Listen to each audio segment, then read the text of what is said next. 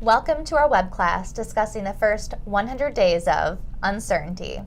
In today's video, we'll talk about the implications of the executive order that delays what has become known as a fiduciary rule.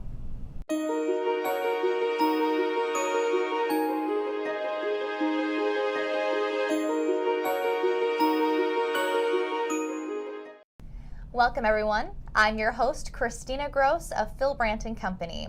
With me today is Jim Twesme, an equity specialist, and Steve Hoffman, our company's portfolio manager. Welcome, guys. Hello. Hi, Kristina. Jim, President Trump issued a flurry of executive orders during his early weeks in office.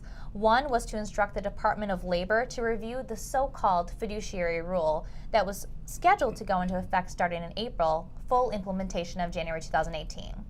Let's start with just what is a fiduciary and how did the fiduciary rule come about?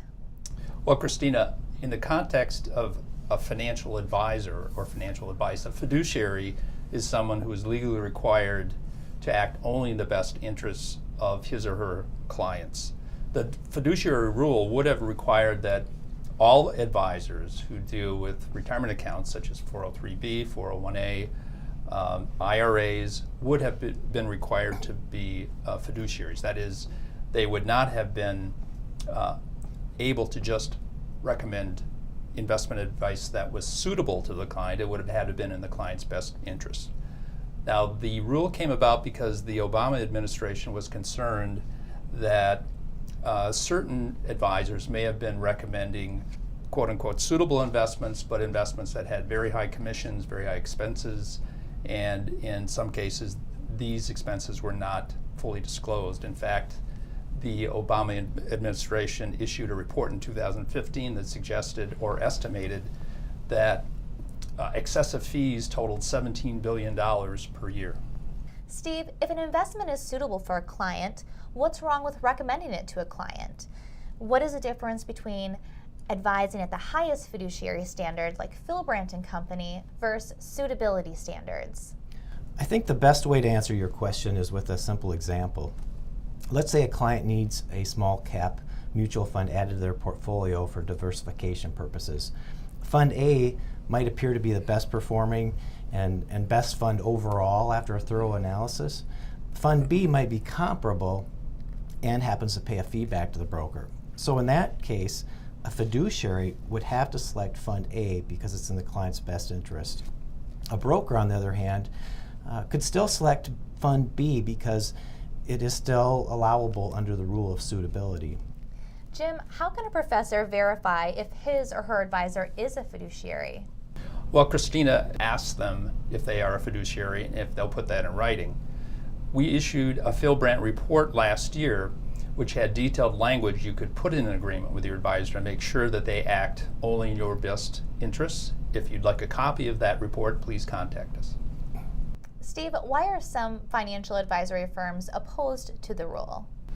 The industry as a whole has several concerns with this ruling. First of all, it's overly complex. It's over 1,000 pages long, and even the regulators are struggling with how to enforce it.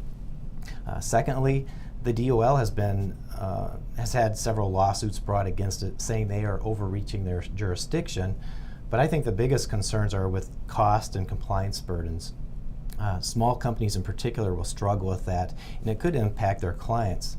In the UK, for example, after similar regulations were implemented, 23% of advisors left the industry. So that's not necessarily a good thing for the end consumer. To add to Steve's comments, there was in fact strong opposition to the rule by the brokerage industry.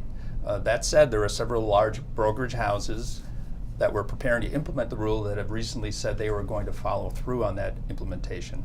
It is, however, important to understand that the rule only applied or will apply to retirement accounts, 403Bs, IRAs, and not to brokerage accounts that are not retirement accounts. So an advisor could be a fiduciary in one set of accounts and not in another.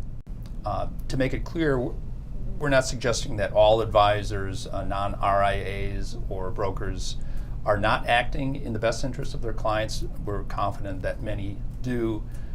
Unfortunately, there are strong financial incentives for brokers to think about the commission they might earn first and the welfare of their clients second. Steve, what can we expect next in this case? I think we should expect a 2-year delay. Deregulation is a high priority for the Trump administration, so that seems only logical to me. Secondly, I think the picture could get more muddy before it becomes clear, as the SEC is thinking about implementing their own rules, which would even be further reaching than those of the DOL. Finally, as clients of Filbrandt Company, you can rest assured that we're acting in a fiduciary capacity for you, putting your interests first. We've always felt that's the best way to do business regardless of any regulation. Steve and Jim, thank you for your insights. Filbrandt Company serves the comprehensive financial planning needs of university professors. Contact us via phone or our website to schedule a discussion on how we can help you.